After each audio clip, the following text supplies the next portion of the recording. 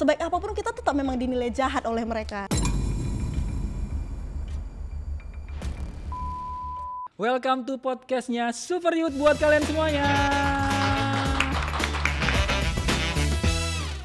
Oke, kita ke kamu dulu. Panggung Indonesian Idol, panggung spektakuler gitu kan, menampilkan lagu-lagu terbaik, dipilih dengan ada nggak titik terendah yang mungkin nggak diketahuin sama orang? Kalau di Indonesian Idol itu mengharuskan kita punya fans ya, fanbase namanya, istilahnya fanbase. Jadi fanbase ini adalah orang-orang yang bisa memang mensupport kita ketika kita berjuang di Indonesian Idol. Karena kompetisi sekarang itu kan pakai voting. Jadi kita butuh mengambil hati-hati para fans supaya fans ini mau memvoting kita sehingga perjalanan kita tuh nggak berhenti. Jadi minggu depan bisa lanjut. Kalau dulu tuh SMS, kalau sekarang tuh voting gitu ya. Jadi pada saat itu di awal-awal Idol itu dapat respon yang baik nih dari masyarakat, dapat respon yang baik. Mulai nih gabung ke fanbase aku, mulai masuk ke join Telegram, mulai ngikutin akun IG fanbase, mulai ikutin. Nah, kita juga pasti sebagai manusia pengen kasih yang terbaik, dan jadi tapi di situ aku udah salah fokus, salah tujuan. Maksudnya gini, aku tuh menampilkan performku bukan untuk diriku tapi sudah untuk orang lain. Jadi aku berpikir gimana caranya supaya aku ini bagus di mata orang lain, gimana caranya supaya suara aku ini bisa memukau orang lain, sedangkan sebenarnya aku nggak suka cara nyanyi aku begitu. Ada satu momen, coba deh kamu nyanyi nggak usah teriak-teriak, lagunya lebih santai, nggak ribet, supaya lebih easy listening. Nah, ketika aku nyanyi lagu itu, di situ para fanbaseku mulai kok Novia dikasih lagu yang begini? Kan Novia suaranya cocoknya lagu-lagu kayak gini. Nah, dan akhirnya mulai banyak DM, aku kecewa banget nih sama kamu, aku keluar deh dari fanbase kamu, padahal aku udah berharap, ekspektasi aku tuh kamu bisa nyanyi bau lagu tinggi, suara kamu gini-gini, ini kamu penampilannya menurun banget, aku izin keluar ya, maaf aku beralih fans ke yang lain, kayak gitu. Sampai akhirnya tuh aku ketakutan, loh nanti kalau fans aku ini pada pergi aku harus gimana, siapa yang support aku di Indonesian Idol, siapa yang ngevoting kalau aku tereliminasi bagaimana. Terus akhirnya aku ambil waktu. Di situ kita juga HP ditahan, nggak bisa megang HP, cuma megang HP itu sekali seminggu.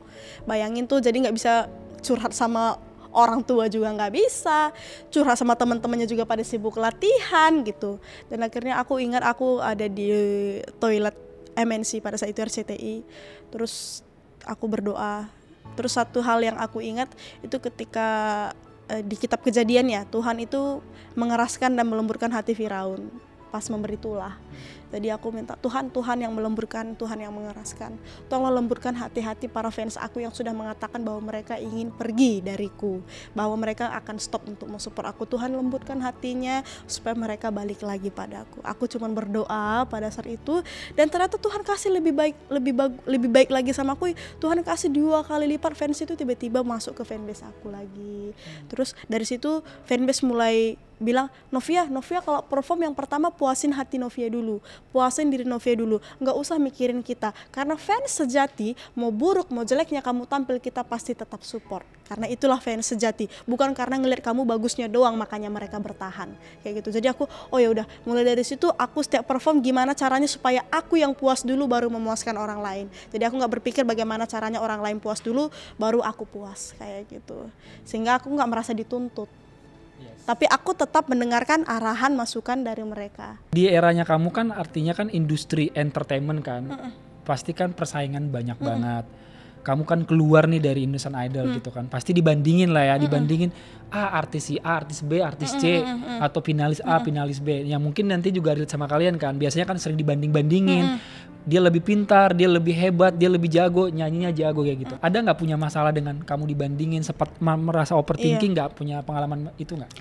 Perasaan dibanding-bandingkan itu sama sekali nggak enak ya, nggak enak, karena akan membuat kita lebih jauh insecure, merasa rendah diri, merasa nggak layak terhadap semuanya. Tapi setiap kali aku ngerasa aku diperlakukan seperti itu, setiap kali ada mungkin orang-orang di sana, pantas tuh kamu nggak begini, orang kamu nggak sebaik si A, orang kamu nggak sebaik si B, orang suara kamu nggak sebagus si A, orang suara kamu nggak sebagus si B.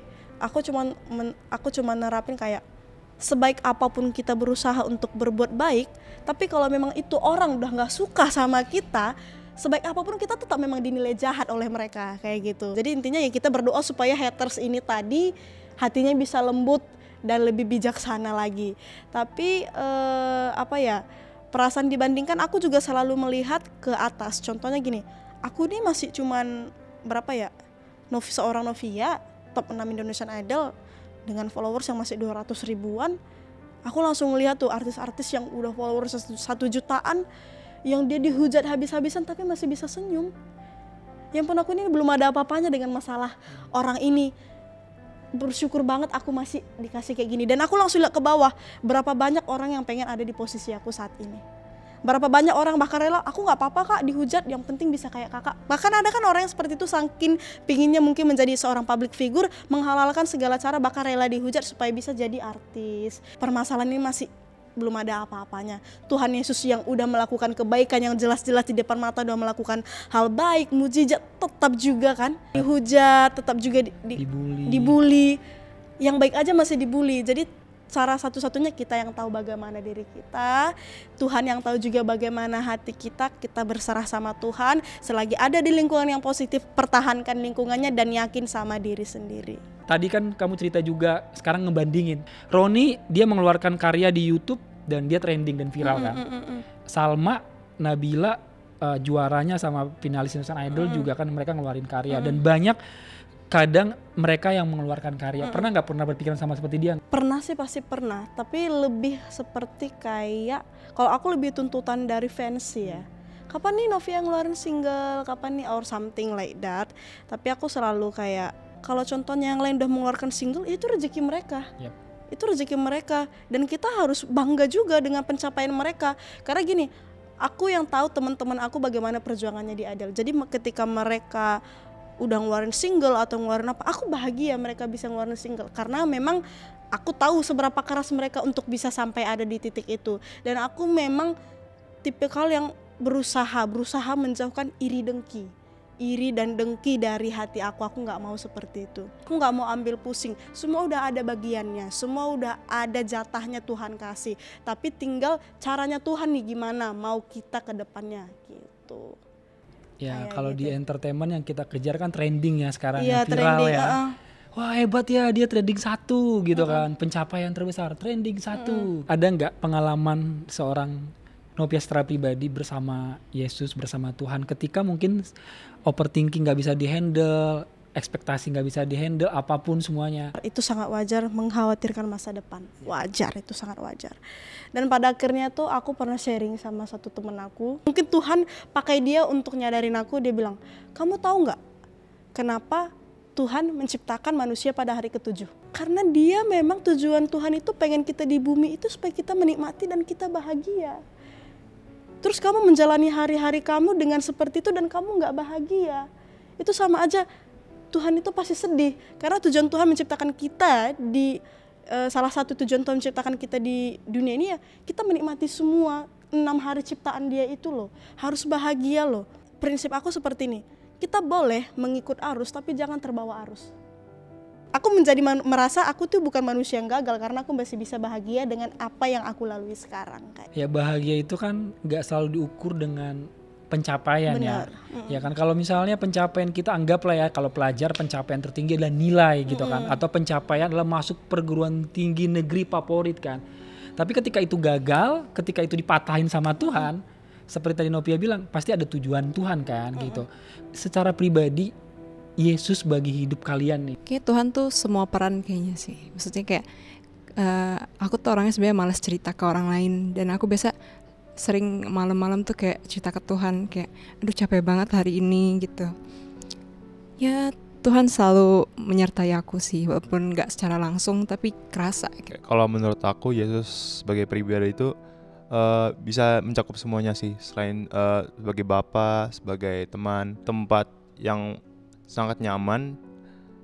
Dan ya kalau aku saat malam itu suka berbicara dengan Tuhan, dalam sebagai teman kayak suka curhat kayak sama teman kan, secara lebih enak. Kalau sebagai bapak kita suka menerima nasihat-nasihat dia secara langsung atau tidak langsung dan melalui orang-orang yang Tuhan pakai di sekitar kita. Menurut aku sih gitu. Yesus itu teladan. Jadi seseorang yang patut dicontoh. Jadi contoh kecilnya tuh siapapun yang ada di dekat Tuhan Yesus itu tuh pasti merasakan sukacita, bahagia. Jadi aku menerapin contohnya ke hidup aku kayak sebisa mungkin orang yang berada di dekat aku itu berasa nyaman, merasa bahagia pas sama aku, nggak jadi batu sandungan juga buat mereka gitu, nggak jadi beban. Justru kalau contoh kemana, kita mau pergi kemana, ajak Novia yuk. Soalnya Novi tuh asik, soalnya Novi tuh jadi kayak kalau bisa aku tuh bisa jadi salah satu sumber bahagia buat orang-orang lain tanpa mereka sadari. Karena aku menggambarkan Yesus itu teladan yang seperti itu, kayak gitu. Jadi menurut aku Yesus itu adalah salah satu pribadi teladan yang harus aku contoh. Tapi ada nggak mungkin ya pengalaman kamu bersama dia ketika mungkin orang lain gak bisa mengatasi, orang lain gak bisa menghibur, tapi ternyata ketika kamu datang sama dia nangis di depan dia rasanya lega kayak pernah. gitu? Aku dulu infeksi gendang telinga, pecah gendang telinganya. Aku berobat mahal banget itu, aku ingat sampai aduh mahal banget lah itu. Terus akhirnya kayak nggak sembuh-sembuh juga. Sampai aku tiap malam nangis karena itu sakit banget. Terus akhirnya pendetaku pada saat itu, Novia mau puasa nggak gitu? Puasa Daniel pada saat itu. Novia mau puasa, tapi Bapak cuma berharap Novia jangan buat puasa jadi mantra.